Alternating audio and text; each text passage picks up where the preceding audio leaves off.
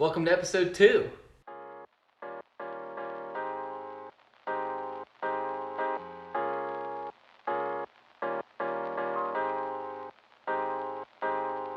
Fun fact, we're actually recording this episode in the middle of recording the last episode. If you have not seen the last episode, go check it out. We showcased pretty much everything that we did on our honeymoon here in Destin. So I'm still completely full, and we just got back home. We dressed up our Build-A-Bears. Yeah. So we thought we'd do a little bit of a Q&A. At the beginning of our honeymoon, we sent out a question saying to ask us just questions about life, marriage, theology, whatever you wanted to get into. We just said, ask us some stuff. And you guys delivered, or if maybe not you guys, I don't know. If you don't follow us on Instagram, go do that. We'll put those down here.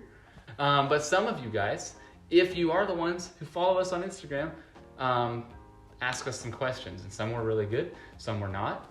And so we're going to hit some of the good ones. And maybe some of the bad ones. Don't say what you're with, but you know. Maybe. Okay, so you got the questions. Let's ask away, Internet. We hear you guys like these things. Okay, so the first question, are you having fun? Yes, Mom. Yes. Next question. How's married life? Good. Next question. Babe! So married life is great. It's the best. It's different than when you're dating, that's for sure. Definitely. But like in the best way Yeah. possible. So all in all, 10 out of 10. Yeah, so like I said, good. Okay. I'm kidding. Married life is great. It does take some getting used to, not in a bad way. It's just, it's different for most people. You know, it's something that most people haven't done before, and literally spending just about every second of your day with another person it's just different. It takes some getting used to, not in a bad way, in the best way possible. You said the exact same thing I did, or I said the exact same thing you did. This kind of relates to the last question. Hardest part of marriage so far. Can I go first? You sure can. Okay. I would say that the hardest part is learning more things like about the person that like you never would have known like while you were dating. Like for example, I never ever get on the bed until I have like changed clothes. Like if I've gone somewhere, I need to change clothes or take a shower, and then I would be in my pajamas. Like I'm not gonna get on the bed with like clothes that have been out in public. I just think that that's gross. And like he does not feel the same way. So like he's had to learn to try to be like aware of that and not do it, and then I've had to I haven't learned it yet, but I'm slowly learning to like not completely freak out when he forgets and does do it. Yeah. I'm glad that you added that in there, because if you hadn't have, I would have added that you're learning how to not shoo me off the bed when I have clothes that have, mind you, not dirty clothes, just clothes that have been in public somewhere.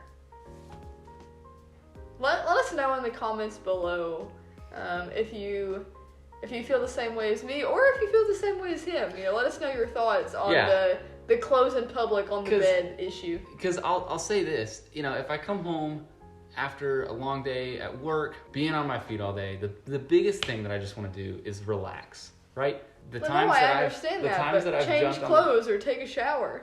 But like, that's such a hassle that by the time I get over with all of that, I'm like, I don't even want to lay down anymore, because, you know, I don't have a reason. But definitely let us know. Is it normal to just want to jump on the bed after coming home from a long day, or is that gross? All right. Oh, the hardest part about marriage. The hardest part about marriage so far has been trying to understand how another person thinks. The way that my brain works and the way that your brain works is different. And that's true for anybody. That's true for just men and women. We know that we think differently. Personalities think differently. And so our personalities are not the same. Obviously, we think in very different ways. And so for me, that's probably the most difficult thing so far, is trying to learn how you think and train my brain to think in a similar capacity. Obviously, I'm not trying to change my mind to think exactly how you think, but at the same time, like, I can't just go around thinking how I always would, because you have your whole line of thought that would be completely left out of any decision or anything, you know, for that matter. So that's, for me, been a difficult thing to do, because it takes a lot of intentionality to retrain your brain to think like somebody else. Rapid fire question. Oh. Who wears the pants in the relationship? Me. There you go.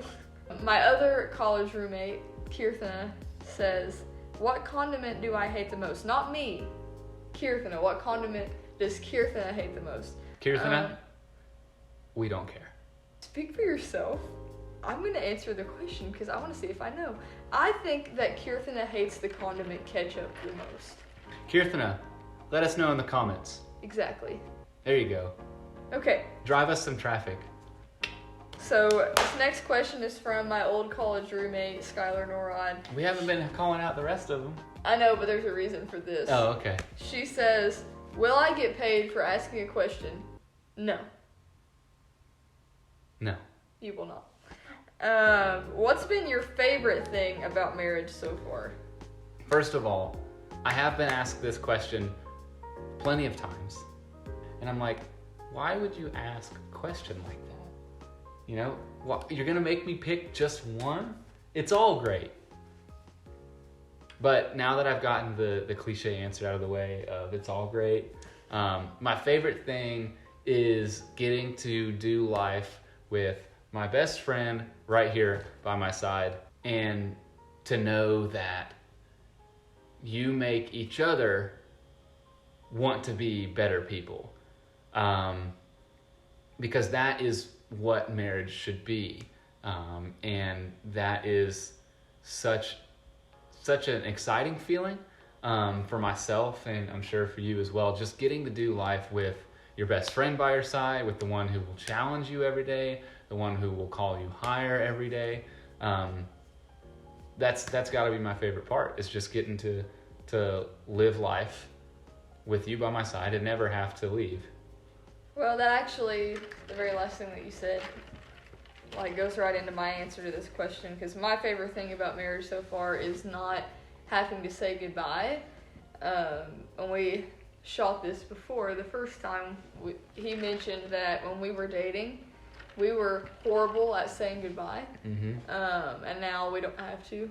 That's nice. Exactly right. We say good night instead of goodbye now. Mm-hmm. Sometimes we forget to say good night. That's true. If I'm tired. That's true. Like last night. But we still don't say goodbye. No. So. Yeah, it's great. That? Yeah. Get married, folks. Well, if it's the right person. Yes, that's important. Okay. Would you rather have pickles or hot dogs for fingers? This is his favorite question. Oh boy. Okay. This is a great opportunity for you guys to get to know us, or at least me. I hate questions like this, and it's nothing personal. It's nothing against the people who like to ask questions like this. But I hate questions like this, because in no world will this ever happen, and in no world should I need to come up with an answer for this. For those of you who love these questions, I don't hate you. You guys are more than welcome to love these questions. And ask the questions, great. Just don't ask me. However, if I had to answer a question like that... Okay, a question like that, hot dogs or pickles? I don't like pickles, so hot dogs so I can have a snack. I love to snack. But then you're not going to have any fingers. Doesn't matter. Can you replace the fingers with more hot dog fingers? No, I have 10 snacks that I could eat at some point or another. And then after the 10 snacks are gone, I have no fingers. But are they cooked hot dogs? I hope so. See, now you're reading into the question. But see, that's how my brain works. See, like, that's the thing about these questions, is they're open-ended, and The practical side of you would be like, well, are they hot or cold? Well, the question's not practical in the first place.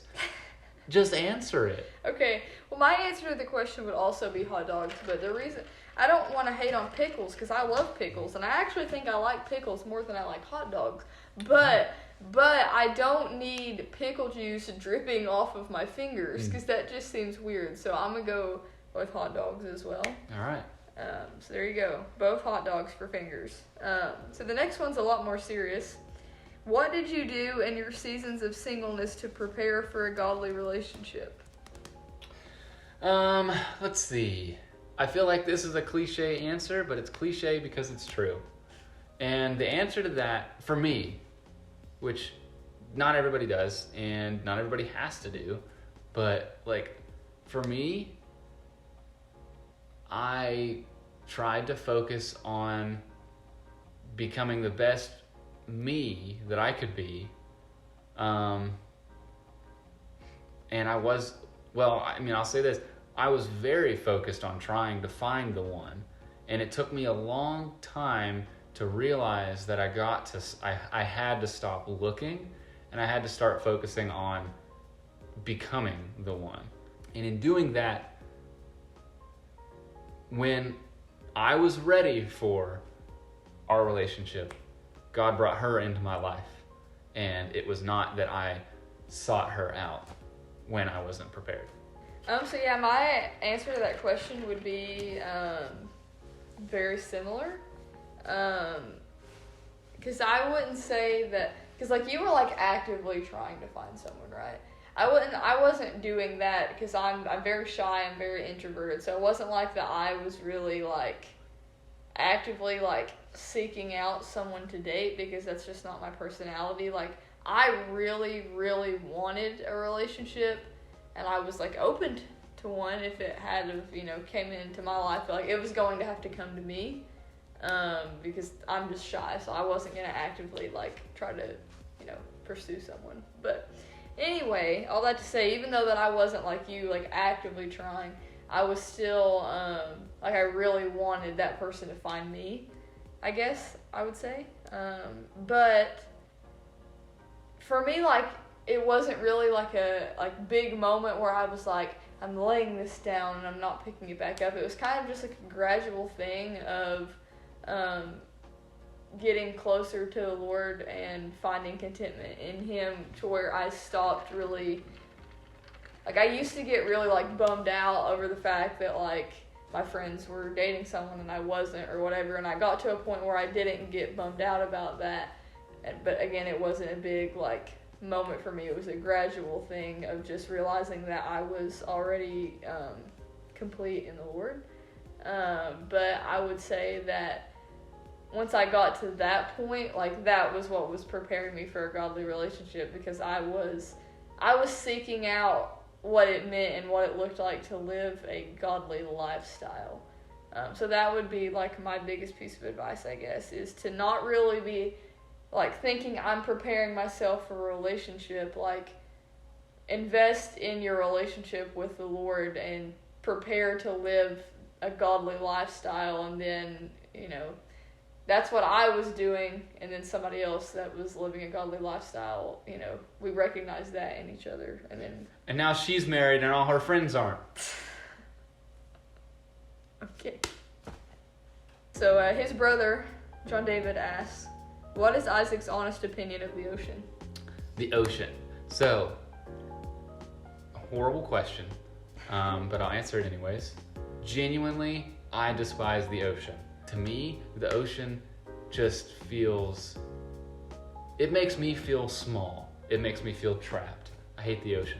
No good. Even when I'm on the beach, I look out over the ocean and I'm stuck. I can't go anywhere. This is the end, right? The water, where the water touches the sand, this is the end, and there's just nothing out there. Like if I was in the middle of the ocean on a boat with no land around, are you tired? Yeah. With no land around at all, I would hate life. I don't like boats. Like I could do a cruise as long as we like cruise right down the shoreline. That'd be where I'd be at. I don't like the ocean. I've never been on a cruise. Me neither. I can do both just fine. Just do not put me in the middle of the ocean where there's no land. Okay? So, Isaac's other brother, Josh asks, why is Isaac such a hottie? Because, Josh, I got the good genes. Well, that wasn't very nice. Seems like you're throwing shade. I was. Oh. Yeah. It's okay. It's how brothers talk. Well, so, a nice little Q&A. Hopefully you guys feel like you got to know us better. Last week's episode, you didn't get to know who we were. You just kind of got to watch us do fun things. And do not be fooled. That is not what our normal lives look like. We do not do that much in a week. Hopefully this was a great opportunity. Hopefully you guys enjoyed this chance to get to know us a little bit better. We would love to do things like this more often. So obviously the first 2 episodes kind of came out back to back, but if you guys want to see more, let us know. Let us know if you want to hear like how we started dating or our engagement story, or just talking about like our wedding, like details surrounding our wedding. Just let us know what you'd like to see. Yeah, exactly. Let us know down in the comments, or follow us on Instagram. You have a Facebook. I'll let you take care of that one. Just follow us. Let us know. Reach out to us in any way that you guys can I have think a blog. It'll be linked in the description. That's right. Go check that out. She does blogs. I have a film website. If you guys want films made or would like to hire me you should. to make you films, you should. Go check out the website. Mine is down below. Hers is also down below. Thank you guys so much for watching. Let us know if you want to see more of stuff like this. And this is Leslie. Yeah. That's me. This is her. She's right here. This one's Leslie. If in case you were confused. Yeah, this one's Leslie. I'm not Isaac, he's Isaac. No. Okay, bye. Bye. What's our sign off? I don't know, I'm saying we need one. As always, I'm Isaac. I'm Leslie. And we'll catch you later, my dudes. I feel like that's not it. No? Yeah. We'll work on something.